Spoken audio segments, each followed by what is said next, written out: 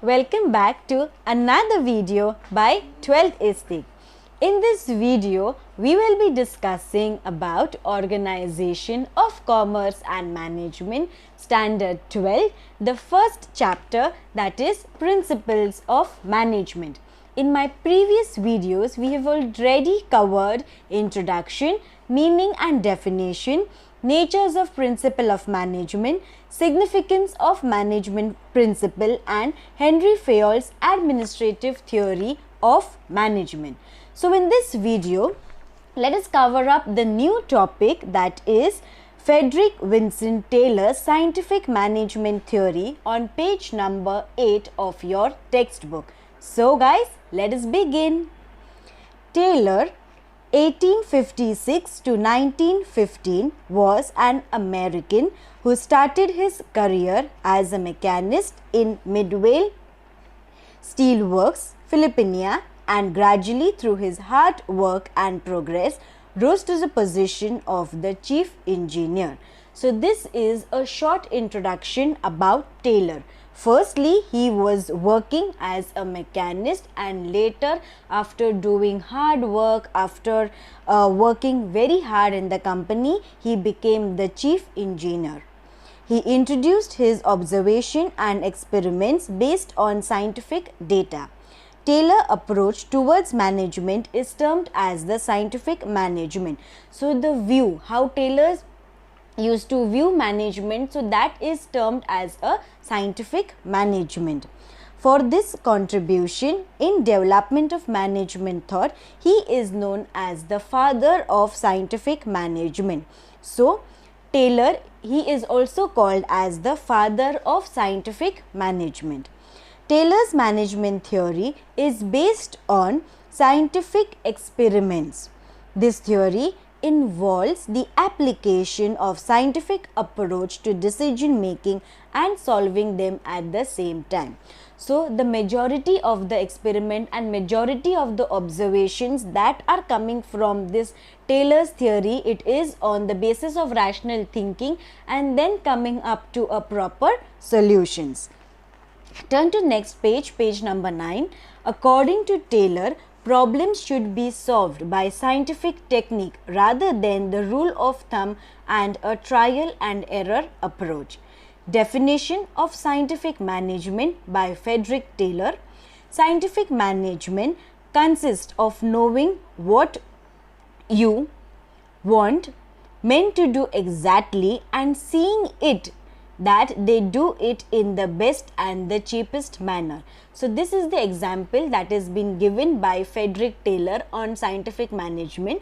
It says that it consists of knowing what you want the men's and the manpower to do in the company. So what the management has to do in the company, and to view that thing and to get that thing done in a very cheapest manner.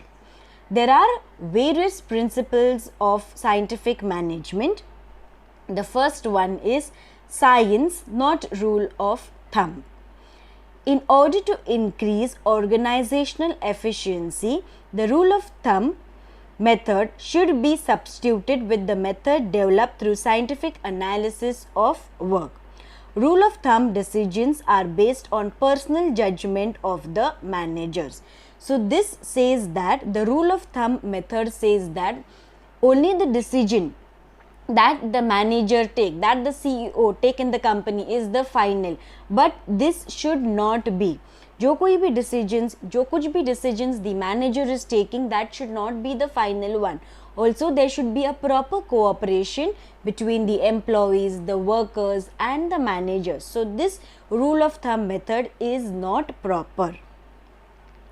Taylor insisted upon scientific method for every small work. So जो कोई भी अगर छोटा भी काम हो तो Taylor जो है, he uses his own method, that is the scientific method. Even the work is small or the work is big, the method that the Taylor uses is very of a scientific approach. This principle is concerned with selecting the best way of performing a job after scientific analysis of that job and not by trial and error method.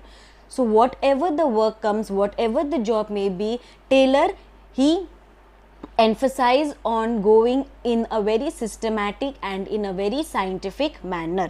Trial and error approach एक method है, वो कभी नहीं use करेगा. Instead वो हमेशा एक scientific methods of management he use करेगा. Standard requirement time and standard output should be defined by the manager. This will help in saving time and human energy and will result into expected standard outcome. So whatever time that is required for the completion of the job and the output that is needed, this should be defined by the manager. ये manager को पता होना चाहिए कि एक specific काम करने के लिए कितना समय लगेगा वो काम को complete होने के लिए. According to Taylor, even a small production activity like loading iron sheets into box cars can be systematically planned. So even if the work is small and even if the work is big, Taylor he only will emphasize on scientific management कि कैसा उसका काम एक very scientific and systematic तरीके से हो जाएगा. So this was the first principle of scientific management, that is science, not rule of thumb. Then moving forward to the next one, the second one is harmony, not discord. According to this principle, there should be harmony between the employees and management. So according to this, the principle of Taylor, it says that there should be a cooperation, there should be love and affection between the employees and the management. तो एक coordination, proper coordination होना चाहिए employees और management के बीच में. This coordination will help in minimizing conflicts between them. So अगर employees and management के बीच में प्रॉपर कोऑर्डिनेशन है, प्रॉपर बातचीत, प्रॉपर कम्युनिकेशन हो रहा है, तो वो कंपनी में, वो ऑर्गेनाइजेशन में conflicts, that is fight, will not arise. Perfect understanding between employees and management will be helpful in creating healthy work environment for achieving the desired goal, that is success.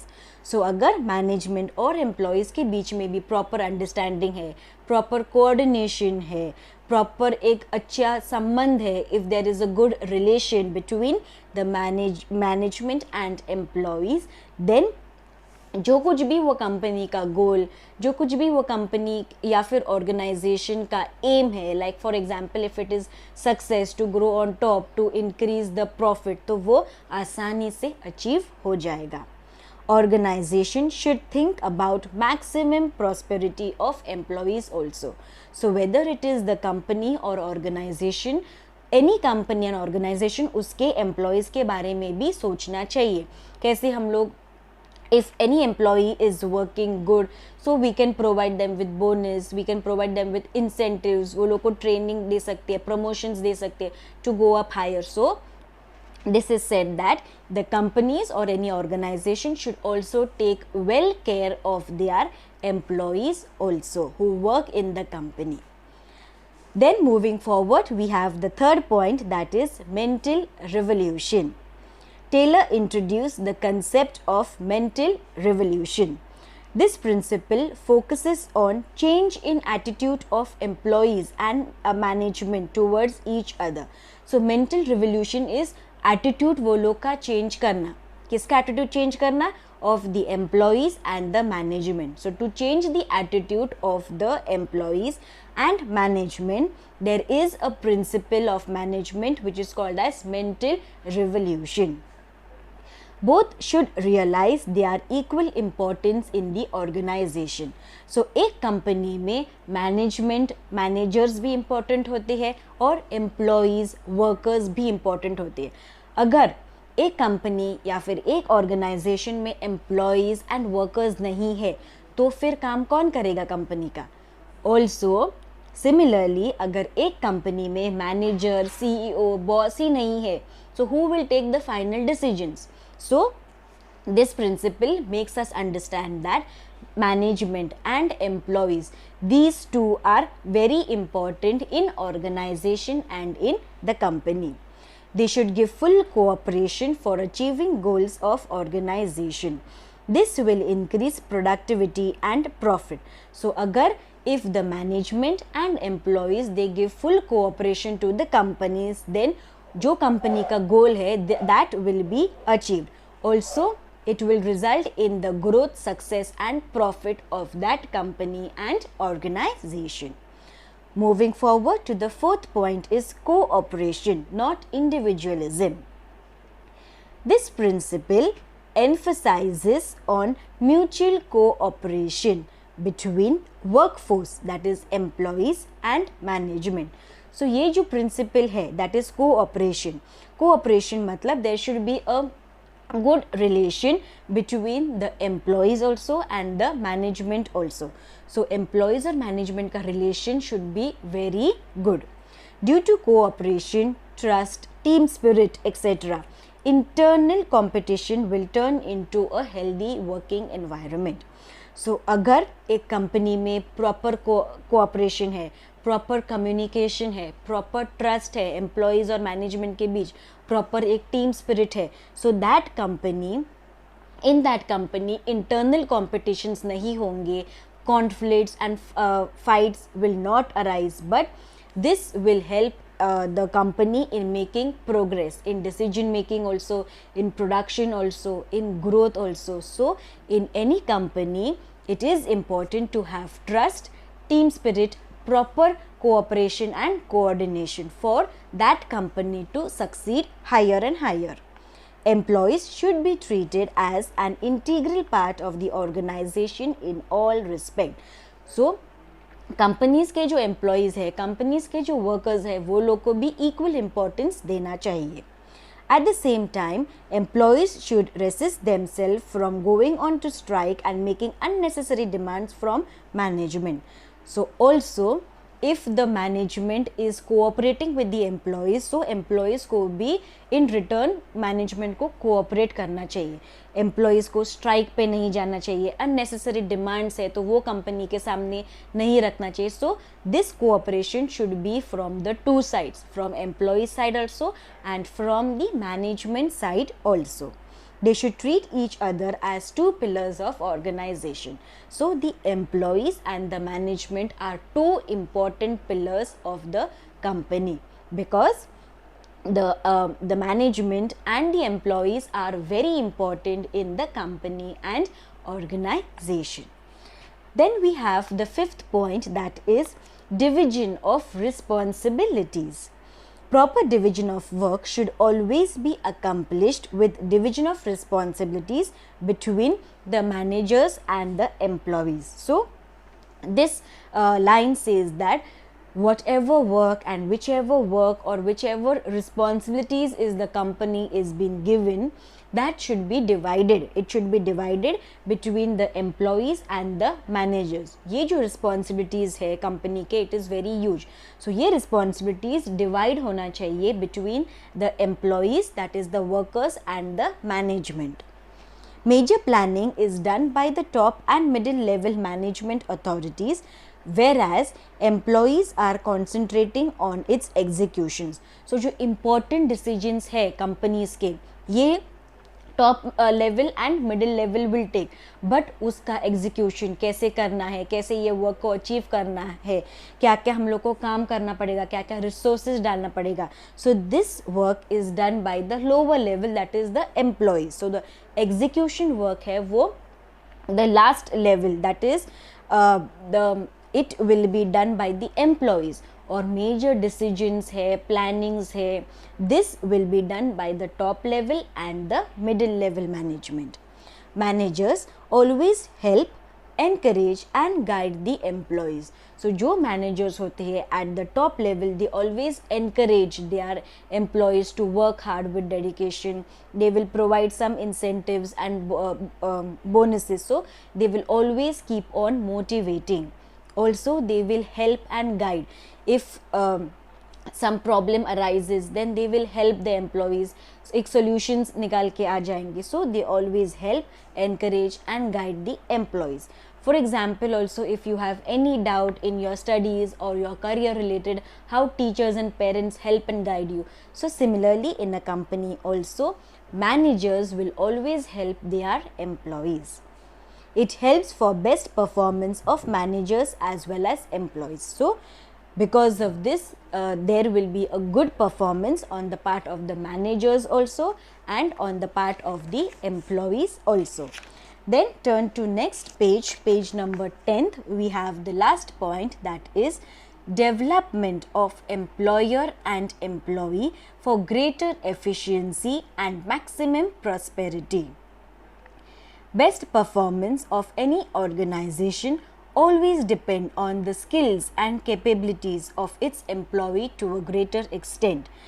Now, वो employees, how that employee is capable to do, वो employee के पास क्या skills है, क्या capability है काम को complete करना. So that is also very important if the employees is having the best performance, so that the company will also progress. So वो जो कंपनीज़ है, वो जो ऑर्गेनाइजेशंस है, देखते हैं कि वो लोग के जो एम्प्लॉयज़ है वो कितने काबिल है वो काम को स्वीकार करने के लिए एंड वो काम को कंप्लीट करने के लिए. So that is also very important. Employees के skills, talent, capabilities, it is very important to the company. Thus, providing training and development program to the employees wherever necessary, it is very essential. So अगर एक employee इतना भी skilful नहीं है, इतना भी capability नहीं है उनके पास, तो कंपनी क्या करेगी? Company will provide trainings and development. वो एम्प्लॉई के लिए ट्रेनिंग्स अरेंज करेगी ताकि वो भी उसका स्किल्स डेवलप हो जाएगा एंड वो जो कंपनी का एम है वो कंपनी को वो एम जो है, जो टारगेट फिक्स किया हुआ है, वो अचीव हो जाएगा. It ultimately affects the profitability of the organization. Each employee should be given proper authority to attain greater efficiency and maximum prosperity. So each and every employee in the organization, in the company should be given an opportunity. एक opportunity those employees should be given ताकि वो लोग का जो talent है, वो लोग का जो skills है, they can showcase that and also it can lead to their prosperity as well. So this is it with the video. Stay tuned for my next video on 12th Istik. Soon we will be back. Don't forget to like, share, comment and subscribe to my channel. Stay safe, stay healthy. Thank you. Bye-bye.